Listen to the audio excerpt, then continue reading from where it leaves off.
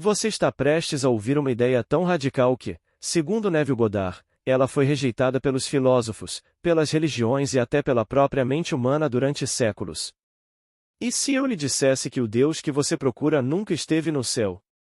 E se o poder que cria riqueza, cura, oportunidades e transforma destinos estiver operando dentro de você neste exato momento? Neville afirmava algo chocante. Sua imaginação é Deus. Isso significa que cada conversa interna, cada medo secreto e cada cenário que você aceita mentalmente está moldando silenciosamente a realidade que você chama de vida. Nesta palestra rara de 1972, Neville revela o verdadeiro significado das palavras de Paulo aos atenienses. Procurem-no as apalpadelas e vocês o encontrarão. Mas como encontrar Deus? Segundo Neville, você não o encontra em templos, imagens ou objetos de adoração. Você o encontra quando sente, assume e vive internamente aquilo que deseja ser antes que exista no mundo físico. Se você compreender profundamente esta mensagem, talvez nunca mais veja sua imaginação da mesma forma. Prepare-se porque esta palestra pode mudar completamente sua compreensão sobre Deus, consciência e criação da realidade. Novas ideias exigem muitas reiterações e reformulações antes de se tornarem parte do pensamento geralmente aceito. A ideia que venho tentando disseminar desde que comecei, em 1938, ainda é nova. Ela choca qualquer um que a ouça. E mesmo depois de ouvi-la por anos e anos, e pensar que se está vivendo de acordo com ela, descobri que, na verdade, não se está vivendo de acordo com ela. Ela ainda não se tornou parte do pensamento da pessoa. E é porque a imaginação cria a realidade. Digo isso porque identifico a imaginação com Deus em ação. Para mim, o homem é pura imaginação e Deus é o homem, existindo em nós e nós nele. O corpo eterno do homem é a imaginação. E esse é o próprio Deus. Se por Deus entendo o Criador do universo, o Criador e o Senhor de todo o vasto universo, e identifico esse Criador com a imaginação humana, então o homem deveria ter mais cuidado com o que imagina. Portanto, posso concordar com a afirmação imaginar cria a realidade. Contudo, se eu observar atentamente ao longo do dia, se eu observar o que estou imaginando, encontrarei inúmeros momentos em minha vida em um período de 24 horas ou outro, nas 18 horas em que estou acordado, em que estou imaginando coisas que não desejo experimentar. Se eu realmente acreditasse que a imaginação cria a realidade, seria mais cuidadoso, mais preocupado com o que imagino.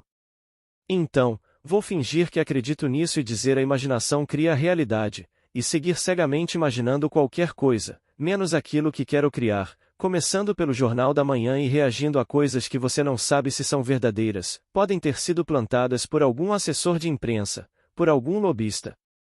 Você não sabe.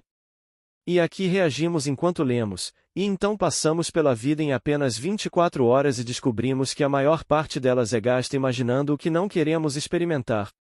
Se o homem apenas olhasse para o mundo como um mundo de aparências, por trás do qual se esconde a realidade da imaginação, ele encontraria a verdade, ele encontraria a Deus. Como é narrado no capítulo 17 do livro de Atos. Bem, é uma história, e se é historicamente verdadeira ou não, pouco importa. O objetivo é destacar uma ideia. Conta-se que os atenienses passaram o dia inteiro na praça do mercado em busca de uma nova ideia, seja contando uma ou ouvindo alguma. Então, surgiu um homem chamado Paulo. E eles se perguntavam: o que será que esse tagarela tem a dizer? Qual é a sua nova ideia? E ele lhes contou sobre Jesus e a ressurreição. E nos dizem que os epicuristas e os filósofos estoicos zombaram dele e o ridicularizaram. Outros dizem que ouviremos mais sobre isso depois. E ele lhes disse, e tudo isso é irônico se você ler com atenção. Ele disse: ó homens de Atenas, vejo em todos os sentidos que vocês são muito religiosos. Pois, ao passar, observei os objetos de sua adoração. Imediatamente percebemos a ironia, os objetos de sua adoração. Então ele disse: notei esta inscrição sobre um altar. Ao Deus desconhecido. Portanto, o que vocês adoram, desconhecido, eu lhes revelo. Então ele lhes fala do único Deus, o Deus que criou tudo, e ele não é um Deus distante. Ele habita em todos nós, está dentro de cada ser no mundo, o Deus do universo, não feito por mãos humanas. Vocês não o encontrariam em um templo, em uma igreja, em uma catedral, ou nos pequenos objetos de adoração que vocês fazem de mãos humanas e depois adoram e chamam de Apolo. Mas ouçam, o Deus de quem falo está dentro de todos. Esse é o Deus de quem falo. Esse é o Deus que ressuscita os mortos. Bem, eles riram e zombaram dele. Depois, nos contam que ele foi de Atenas para Corinto. O que ele fez lá, ninguém sabe. Não sei se Atenas o acolheu porque eram os sábios da época. Eram considerados os homens mais eruditos do mundo. Ainda hoje temos esses homens. Eles desdenham de tudo que não faz parte de suas grandes e volumosas obras. Mas eu lhes digo, se, como Paulo disse aos atenienses, vocês o procurariam apalpando, o encontrariam. Se vocês o procurassem apalpando, o encontrariam. Encontrar o quê? Encontrar o Deus do universo. Pois ele não nos deu o espírito do mundo, mas o espírito de si mesmo. Esse espírito de si mesmo no homem é a maravilhosa imaginação humana. Quando você diz, eu sou, isso é Deus, o único Deus, e não há outro Deus, portanto, ele está em cada homem, cada mulher, cada criança nascida de mulher. É o Deus nesse ser que permite que ele respire, viva e experimente o que chamamos de vida neste mundo. Esse é o seu eu imortal. Portanto, o corpo eterno do homem é a imaginação. E esse é o próprio Deus. Aquele de quem falamos no Novo Testamento como Jesus. Esse é Deus. Mas onde está? Algo externo? Não, ele está em você. Quando você diz eu sou, esse é Jesus. Agora o mundo é ensinado de forma diferente, portanto, é um choque para eles quando ouvem isso, eles não querem ouvir. Eles ouvirão se isso simplesmente puder melhorar suas vidas neste mundo, ganhar mais dinheiro, fazer as coisas que desejam e ainda se apegar a esse pequeno objeto externo. Então, ele falou.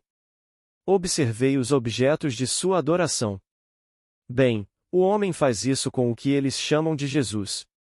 Eles pegam suas mãos humanas, fazem um molde de algo, chamam de Jesus, colocam em um pedaço de madeira, ou em outra coisa, colam na parede e fazem o sinal da cruz para dar sorte. Aí está o objeto de sua adoração. Algo que eles mesmos fizeram. O Criador é maior do que a coisa criada, não importa quão maravilhosa seja a criação, certamente o artista é maior do que sua obra. E assim, fazemos todas essas coisas, as colocamos do lado de fora e nos curvamos diante delas para adorá-las. Digo-vos que a vossa própria e maravilhosa imaginação humana é Deus, e isso é Deus. Ora, se eu apenas observasse isto e o mantivesse em mente, seria capaz de pôr Paulo à prova. Ele disse: busquem-no com o tato e o encontrarão. Blake disse: a imaginação é uma sensação espiritual. Sensação espiritual, mas como eu o buscaria com o tato e o encontraria? Bem, em primeiro lugar, ele faz todas as coisas boas, mais ou indiferentes. E ele me espera com a mesma indiferença e rapidez quando a minha vontade é má, como quando é boa, porque ele é o poder criador. Ele mata, dá a vida, fere, cura, tudo é feito pelo único poder criador. Não existe outro Deus que seja mau e outro que seja bom. Um que seja totalmente amoroso e outro que seja totalmente odioso. Não, apenas um poder. E esse poder é a imaginação humana. Então, como me sentirei depois dele? Como seria a sensação se fosse verdade? Verdade? Que eu sou o homem que gostaria de ser. Como seria essa sensação? Teste, pois todas as coisas foram feitas por ele, e sem ele nada do que existe teria sido feito. Mas agora, se eu ousar assumir que sou o homem que quero ser, e persistir nessa suposição, vigiando meus pensamentos manhã, tarde e noite, então, qualquer coisa em que eu me veja remoendo e que esteja em conflito com essa suposição, eu a ignoro, eu a deixo de lado. Serei fiel a essa visão divina, a visão de mim mesmo. Então, sempre que eu me flagrar sentindo menos do que aquilo que estou sentindo ou tentando externalizar no meu mundo, simplesmente paro e retorno àquela suposição de que sou o homem que quero ser. Se eu persistir nisso e isso se tornar um fato, então eu o terei encontrado. Eu não observo a imaginação como observo objetos no espaço. Eu sou a realidade que se chama imaginação. Portanto, você não vê Deus porque Deus é espírito, mas vê os resultados da sua atividade em você. Ele está ativo em você enquanto você imagina. Você é completamente livre para imaginar o bem, o mal ou a indiferença. Então, você simplesmente escolhe o que quer imaginar. Gostaria de ser e dá um nome a isso. Mas você diz: não tenho a formação necessária. Não tenho as qualificações necessárias. Isso não importa. Se a imaginação cria a realidade, você não precisa da qualificação que o mundo pensa que você precisa. Tudo o que você precisa fazer é simplesmente assumir, com ousadia, que você é o homem, a mulher que gostaria de ser. E se isso se comprovar na prática, então você o encontrou. Então, Paulo disse aos atenienses: apalpem e vocês o encontrarão. Bem, eu vi isso inúmeras vezes nos meus 34 anos de ensino. Comecei em fevereiro de 1938 e aqui estou, em fevereiro de 1972, e ainda não vi isso falhar se nós, o poder operante, o aplicarmos. Ele não se aplica sozinho. Nós somos o poder operante. Pois Deus está no homem e Deus é a própria e maravilhosa imaginação humana do homem. Portanto, se eu ousar assumir que sou aquele que gostaria de ser, bem, é Deus quem está fazendo isso. Então, como me voltarei para Deus esta noite? Digamos que meia dúzia de pessoas me fizesse esse pedido esta noite, e eu responderia sem demora. É uma declaração feita no livro de João, a Epístola de João. Se sabemos que ele nos ouve em tudo o que lhe pedimos, sabemos que já alcançamos o que lhe foi pedido. 1 João 5 versículo 15. Bem, quando eles falam comigo, dizem, e eu gostaria disso e daquilo, instantaneamente, isso se encaixa na minha regra de ouro. É algo que eu mesmo gostaria. Se eu estivesse no estado de consciência deles, eu gostaria disso. Não viola a minha regra. Não prejudica ninguém. Não tira nada de ninguém. Bem, será que eu ouvi? Ouvi sim. Bem, se eu e o Pai somos um, então, o Pai ouviu. Não sei quais serão os meios para que isso aconteça, mas não posso negar que ouvi. Se eu ouvi, e eu e o Pai somos um, bem, não posso agora dizer ao meu ser interior: obrigado, Pai. Você ouviu porque eu ouvi. Pois se sabemos que ele ouve tudo o que lhe pedimos, então sabemos que já alcançamos o que lhe pedimos. Então, como me dizem? Eu gostaria disso e daquilo, bem, então, eu ouvi. Eu, como um homem chamado Neville, não sei como isso vai acontecer. Eu não sei. Não vou sugerir o que eles fazem ou o que deveriam fazer. Eu só sei que ouvi, e, se eu ouvi, meu Pai ouviu, porque ele e eu somos um. Ele é a minha própria e maravilhosa imaginação humana. Então, eu pude dizer para mim mesma, como se fossemos duas: obrigada. Você ouviu porque eu ouvi, e então permitir que a profundidade do meu ser encontrasse os meios necessários para que isso acontecesse. E a partir desse momento, não sou responsável por isso. Não ligo para eles e pergunto: aconteceu? Não entro em contato com eles, não escrevo e pergunto: como estão as coisas? Não é da minha conta. Fiz o que me pediram. E tudo o que me pediram foi que ouvisse e usasse minha imaginação com carinho em nome deles. Bem, fiz isso num piscar de olhos. Você não precisa se esforçar muito para isso. Eu não preciso ir a uma igreja, a uma sinagoga ou a algum lugar supostamente sagrado. Onde quer que eu esteja, o lugar deve ser sagrado, porque o Pai está dentro de mim. E onde posso encontrar um lugar mais sagrado do que onde Deus está? Se eu sei que Deus é a minha própria e maravilhosa imaginação humana, então onde posso ir que seja mais sagrado do que onde quer que eu esteja, não importa onde seja. Então, o pedido foi feito, eu o ouvi. E então, tendo ouvido, agradeço ao ser dentro de mim, que possui os meios, a sabedoria e o poder de externalizá-lo. Sabendo que todo o mundo exterior, toda a realidade objetiva, é produzido unicamente pela imaginação. O que agora é comprovado no mundo já foi apenas imaginado. Tente negar isso, tente negar.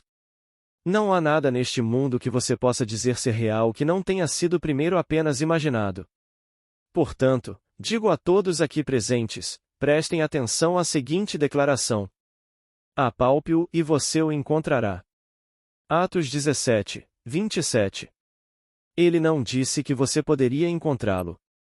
Procure por ele com o tato e você o encontrará.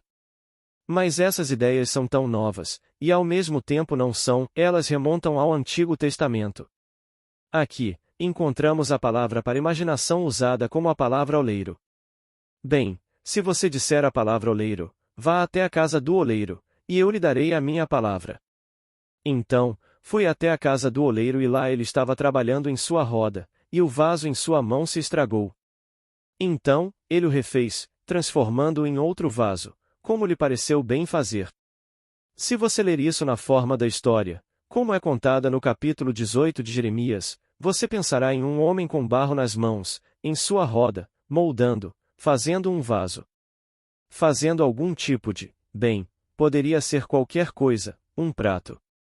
Não é isso. A palavra oleiro significa imaginação. É como dizer a você: use sua própria imaginação e veja o que você está fazendo com um amigo. Você acabou de ouvir que ele estava precisando de ajuda. Você vai terminar isso e dar a ele uma utilidade maior, ou vai retrabalhá-lo em outro vaso, como lhe pareceu melhor? Você não vai à casa de um oleiro qualquer, vá até a casa do oleiro, e lá, vou lhe dizer o que vou dizer. Então, fui até a casa do oleiro e lá ele estava trabalhando em sua roda. E o vaso em sua mão estava estragado. Ele não o jogou fora nem o descartou. Ele o retrabalhou em outro vaso, como lhe pareceu melhor. Então, um homem, um amigo nosso, está desempregado. Certo, ele está desempregado e não tem as qualificações para um emprego melhor, e não há emprego disponível no momento para o que ele tem. E daí? Vou reimaginar a situação. Vou ouvi-lo me dizer que tem o emprego mais maravilhoso do mundo e que está empregado e bem remunerado. Qual é o emprego? Eu não sei. Mas posso dizer a mim mesmo. Bem, se eu ouvi isso, certamente a essência do meu ser também ouviu. E então, posso dizer: obrigado. Tendo reimaginado em minha mente como um ser completamente diferente, o mesmo amigo, mas não mais desempregado, agora ele está empregado e bem remunerado. Então, sinta isso. Se eu consigo sentir esse estado, estou encontrando Deus, pois Deus é Espírito. E permita-me dizer-lhe, e por Espírito, não me refiro a algo intangível. É, na verdade, a forma humana divina. Quando falo da imaginação humana, refiro-me a uma forma, a uma realidade, a forma divina. Portanto, o corpo eterno do homem é a imaginação humana. E esse é o próprio Deus. E não há outro Deus. Ele disse: eu mato e dou a vida. Eu firo e curo. Eu faço todas as coisas, e ninguém pode livrar das minhas mãos. Isto é Escritura. Mas o homem, quando ouve a palavra Deus, pensa que existe algo no espaço. Onde exatamente, ele não sabe ao certo, mas algo no espaço. Se a palavra Deus, de alguma forma, evoca em você algo que seja diferente da sua própria e maravilhosa imaginação humana, você está com o Deus errado. Se a palavra Jesus lhe faz pensar em um homem que viveu há 2000 anos, morreu há 2000 anos e ressuscitou há 2000 anos, você está enganado. Dizem que Jesus está dentro de você. Se ele está dentro de mim, eu deveria descobrir exatamente onde ele está em mim. E quem é ele? Bem, eu o encontrei. Ele é a minha própria e maravilhosa imaginação humana. Esse é Jesus. E tudo o que se diz sobre ele, toda criança nascida de mulher experimentará, descobrirá que ele é Jesus, e não há outro Jesus. Então, as Escrituras dizem, em Mateus 17. No fim, só existe Jesus. Por quê? Agora, no livro de João, a Epístola de João, dizem: e quando ele aparecer, seremos semelhantes a ele. Porque quando ele aparecer, e for somente Jesus, bem, eu tenho que ser como ele. Então, dentro de mim, tudo se revela. E tudo o que foi dito sobre ele, pelo menos independentemente de as pessoas acreditarem ou não, eu presenciei. E, pessoalmente, não me importo se aceitam ou não. Assim como Paulo, os sábios, os epicuristas e os estoicos zombaram dele, riram dele, caçoaram dele. Então, ele foi para Corinto. Simplesmente fez o trabalho para o qual viera. Então, contou a história e disse: vocês estão adorando o quê? Algo superficial. E aqui vocês colocam uma inscrição sobre o altar. Ao Deus desconhecido. Vocês dizem desconhecido. O que vocês conhecem, digam que é desconhecido, eu lhes falarei de um Deus conhecido. Agora, acredite em mim e procure por ele, e você o encontrará. Como eu o encontraria? Bem, se esta noite eu quisesse estar em Nova York e me deitasse na cama, ao me deitar, eu presumiria que já estou em Nova York. Mas como eu saberia que estou lá? Se sou pura imaginação, devo estar onde quer que eu esteja na imaginação. Bem, se estou imaginando Nova York agora, como você pensa no mundo? Pensa na Califórnia, no sul da Califórnia, onde você coloca o corpo. Ou você o vê na cama enquanto pensa. Bem, então você não está em Nova York. Você o vê a 4.800 quilômetros a oeste de você? Bem, então você está em Nova York. Pois se você estivesse em Nova York, você veria o corpo em sua mente a 4.800 quilômetros de distância, em Los Angeles. E você estaria pensando a partir de Nova York, em vez de pensar em Nova York.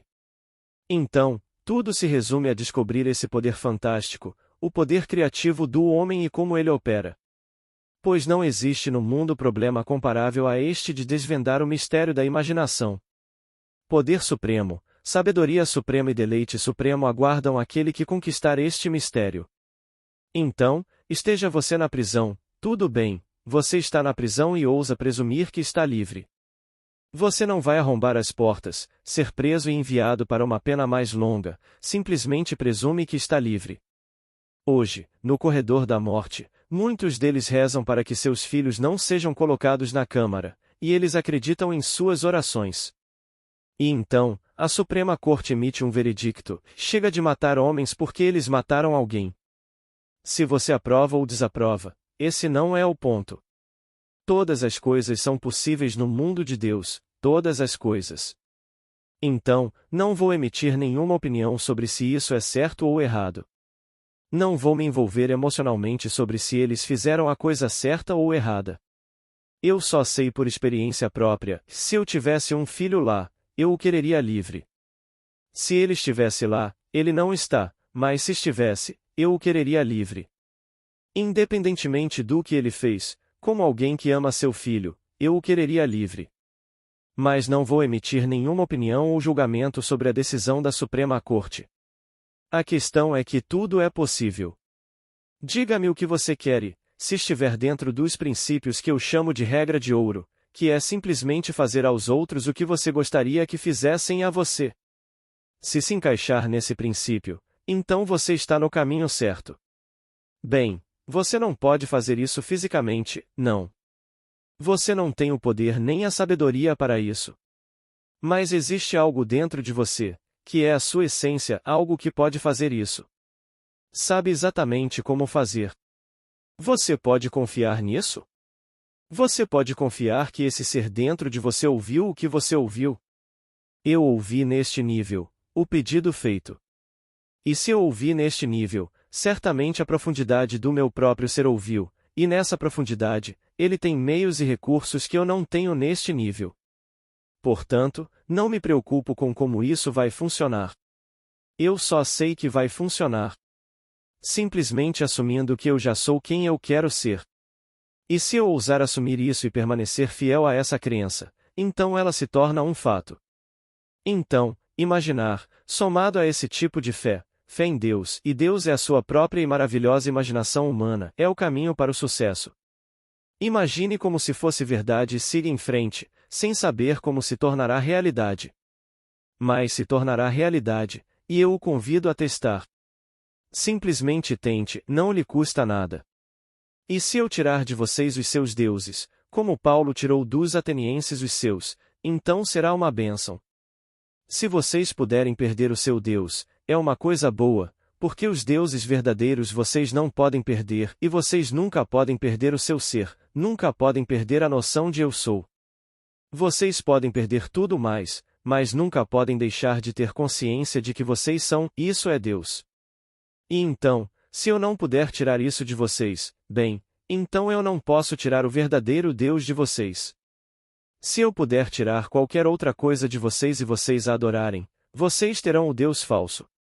E eu lhes fiz um favor ao tirar qualquer coisa, menos a realidade, porque eu não posso tirar a realidade de vocês. Portanto, todos os outros serviços e cerimônias não significam nada, absolutamente nada.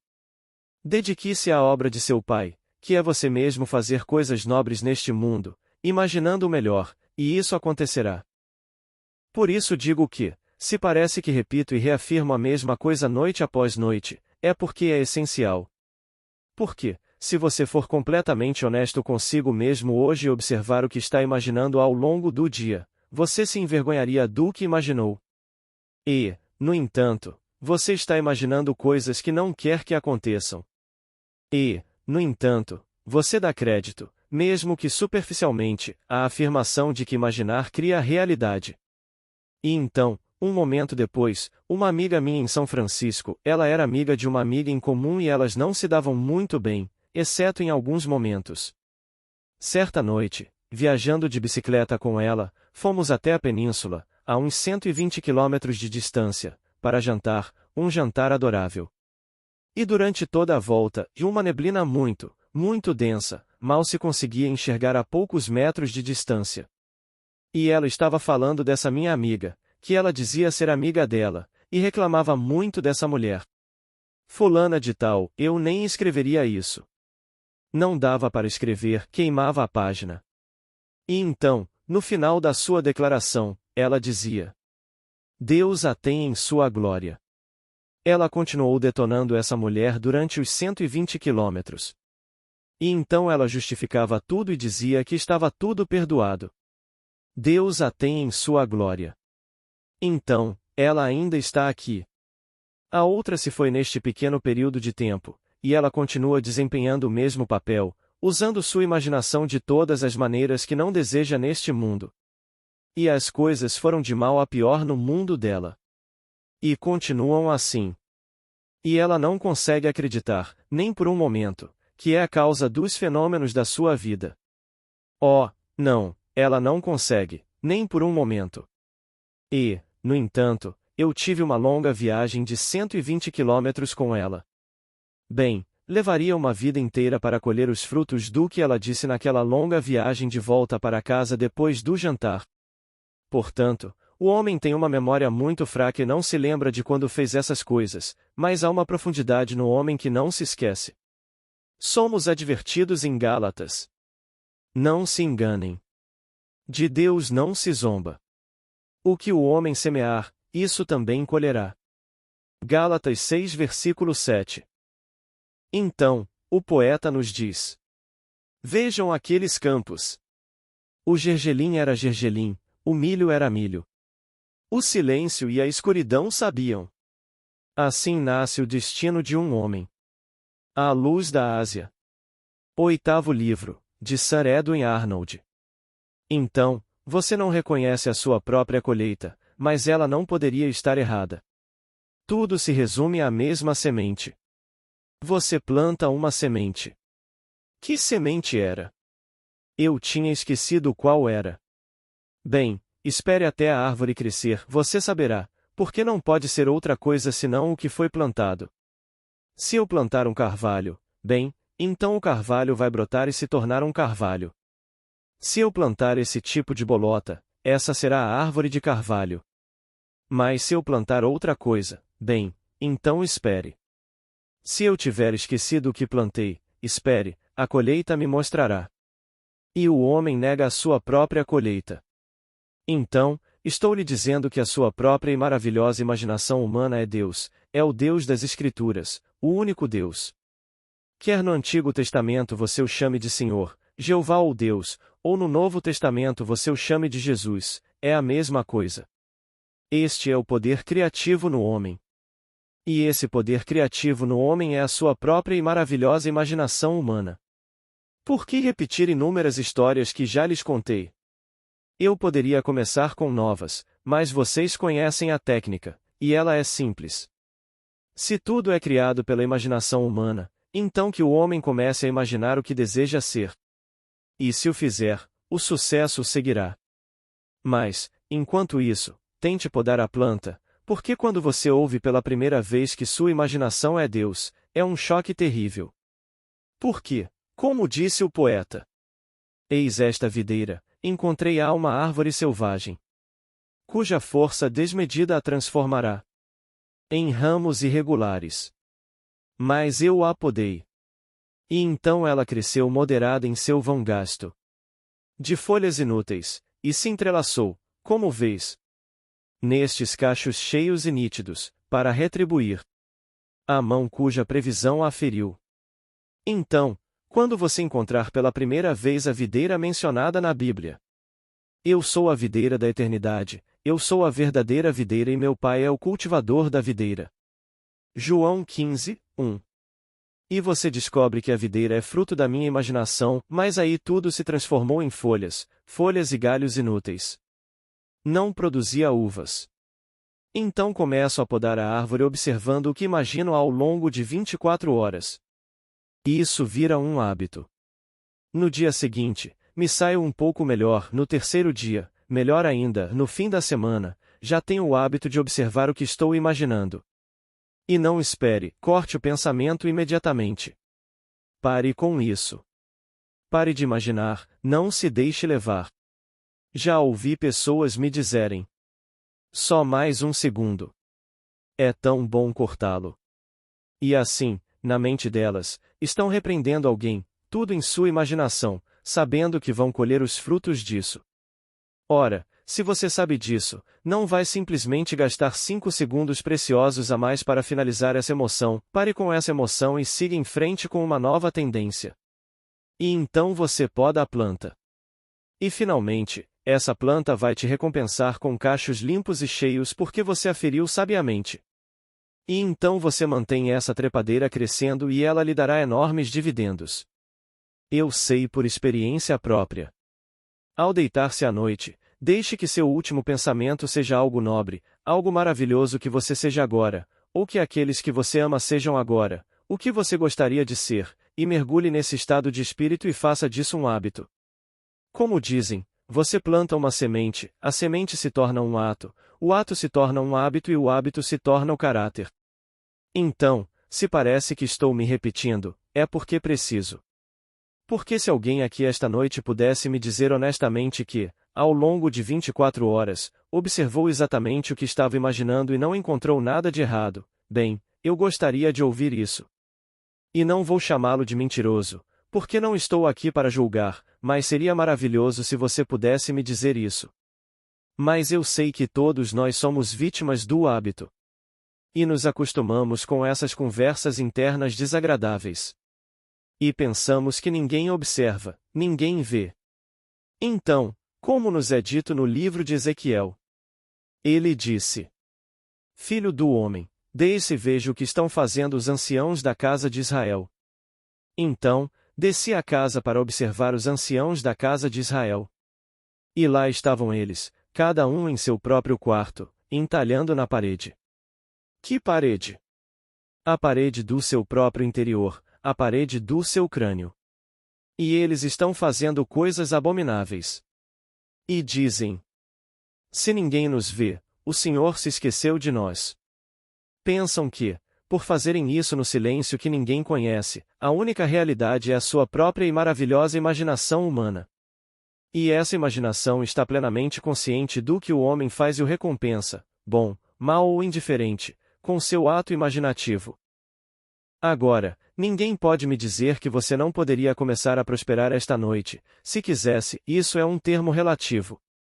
O que você entende por prosperidade pode não ser o mesmo que outra pessoa entende. Mas imagine você, e pense em si mesmo, como se sentiria se fosse verdade. Como se sentiria? E então, siga com seus afazeres sentindo que é verdade, em vez de gastar seu precioso tempo lendo sobre Howard Hughes, ou quem se importa. Perguntei a um amigo meu, que me perguntou se eu estava acompanhando a história. Eu disse, sabe, ele não me conhece e eu não o conheço. E tenho quase certeza de que, se o encontrasse, ele não me ofereceria um sanduíche. Então, com o que eu deveria me preocupar? Ele não paga meu aluguel, não compra minhas roupas, não contribui para o meu padrão de vida, e eu deveria me preocupar com o que ele está fazendo? Ele não me interessa, absolutamente nada. Então, eu devo gastar meu precioso tempo lendo sobre Howard Hughes? Quase sinto pena do homem, Irving, que escreveu aquilo, porque os tais editores sábios da revista Life e os sábios da outra revista foram enganados. E eles são tão sábios, enganados por $500 mil. Então, não estou dizendo que gostaria de repetir isso na minha vida, mas é quase como se fosse bem feito para eles. Fazer isso com as pessoas. E quem se importa com Hughes, na verdade? Qual é a contribuição dele para a vida? Ele ganhou 2 bilhões. E daí? Não te pagou um jantar. Não fez nada por ti. Então, qual é a tua preocupação? Considere a história das Escrituras. Veja-a como ela realmente deveria ser vista desde o princípio. Que a sua própria e maravilhosa imaginação humana é o Deus mencionado nas Escrituras. E por meio dele, todas as coisas foram feitas, e sem ele nada do que existe teria sido feito. Comece neste cômodo. Você está vestindo roupas, sentado em cadeiras, em uma casa. Tudo aqui foi inicialmente apenas imaginado, as roupas que você veste, as cadeiras em que está sentado, o prédio que agora o abriga. Tudo aqui foi inicialmente apenas imaginado. E então se tornou um fato objetivo. Portanto, a realidade objetiva é produzida unicamente pela imaginação. Agora você quer objetificar algo completamente diferente do que você tem até agora. Bem, então, mude o ato imaginativo. Tentar mudar as circunstâncias antes de mudar a atividade imaginativa é lutar contra a própria natureza das coisas. Eu não consigo porque minha atividade imaginativa está produzindo as realidades objetivas. E eu não posso mudar esse fato objetivo até que eu mude o que o está causando. E a causa é uma atividade imaginativa invisível. Como nos disseram. Ele traz coisas que não são vistas e as chama como se fossem vistas, e elas se tornam visíveis. Romanos 4, 17. As coisas que agora se veem foram feitas do que não se vê. É o que nos é dito na Epístola aos Hebreus. O que agora se vê foi feito do que não se vê. Bem, se isso é um fato, e as Escrituras o apresentam como verdade há séculos, então coloquem-no à prova. Desafiem, sim, desafiem as Escrituras, como elas nos ensinam a fazer. Vocês não percebem que Jesus Cristo está em vocês? Examinem-se e vejam se estão firmes na fé. Bem, teste-o e veja. Se ele está em mim e faz todas as coisas, vou testá-lo. Bem, eu o testei repetidas vezes e o achei fiel. Em alguns momentos da minha vida, ousei presumir que tinha o que a razão me dizia que eu não tinha, e meus sentidos negavam, mas ousei presumir que o tinha, e aconteceu. Surgiu do nada. Aconteceu. Então, ensinei esse princípio a outros. Eles o aplicaram e aconteceu. Mas, curiosamente, depois que alguém melhora um pouco de vida, reflete sobre isso e, como sempre acontece de maneira perfeitamente normal e natural, diz: ah, bem, teria acontecido de qualquer maneira. E então volta a dormir profundamente. Você pode dar um sedativo a alguém e tentar despertá-lo. Por um instante, ele fica alerta, aparentemente alerta. Mas enquanto você conversa com ele, volta a dormir profundamente. Essa é a humanidade. Eles sonham com esse sonho da vida. E veem o fruto do que imaginaram e negam que sua imaginação o tenha produzido. Então, voltam a dormir profundamente, retornando ao estado negativo. Mas eu pergunto a vocês que vêm aqui. Persistam em observar o que estão fazendo ao longo de 24 horas. Vocês não ficam alertas por 24 horas, mas considerem, digamos, 16 horas. Se vocês dormem 8 horas, então durmam 16 horas e tentem observar o que estão imaginando. E se por acaso se pegarem imaginando algo que não desejam vivenciar, parem imediatamente, e não deem mais um segundo a isso. Pode ser que vocês estejam no meio de uma emoção e queiram completá-la e reprimi-la completamente. Não façam isso. Parem. Interrompam. Isso causa uma espécie de aborto mental, um aborto espontâneo. Se vocês interromperem a emoção sem explodi-la, não conseguirão. Então, tateiem à sua procura e o encontrarão. Foi isso que ele disse aos atenienses. Mas ele apontou todos os objetos de sua adoração. E cada objeto que ele apontou era algo que eles mesmos haviam feito com as próprias mãos e depois adoravam. Consigo me lembrar agora, quando eu era jovem no mundo da dança, havia uma moça bonita, que tinha uma pequena estatueta do que ela chamava de Virgem Maria. E antes de entrar no palco, ela a beijava. O objetivo era simplesmente atrair raios com seus beijos. E ela realmente acreditava que isso lhe garantia sucesso. Ela a beijava e a cobria de beijos, e então subia ao palco. E aquele era o seu pequeno objeto de adoração. Ela acreditava que aquilo era realmente a Virgem Maria. Quer dizer, digo-lhe, sem qualquer crítica, a maioria dessas coisas é feita por pessoas que se dizem artistas e estão tão distantes de qualquer conceito de arte. São coisas monstruosas feitas aos milhões, não por bons artistas. Mas ela tinha a sua pequena estatueta, sentada em cima do palco, junto à sua penteadeira, e a cobria de beijos, e então corria para o palco e dançava. Uma vez fui a uma festa. E esses rapazes. Um era padre, ou ia ser padre e desistiu para se alistar na guerra, os outros, todos entraram para o exército. Um saiu surdo, outro saiu com um pé amputado acima do joelho e um braço amputado. E esse outro, que era padre, ou estava prestes a ser padre, saiu com outra sequela, não voltou para o sacerdócio.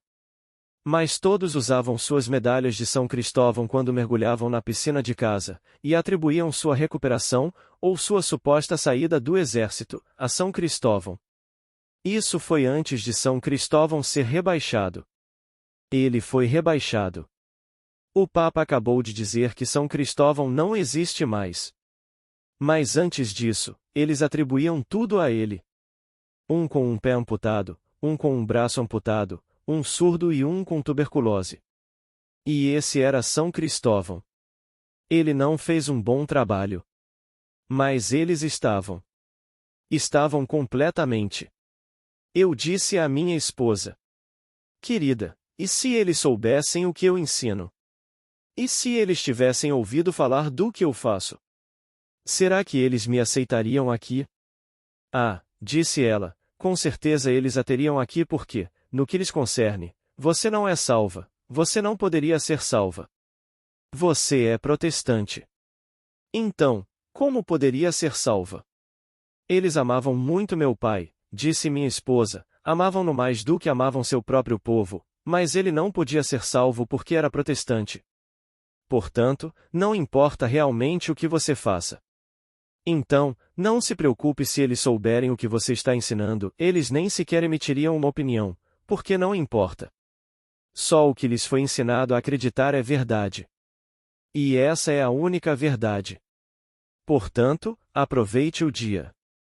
Então, eu fiz isso. Aproveitei o dia e observei toda essa bobagem.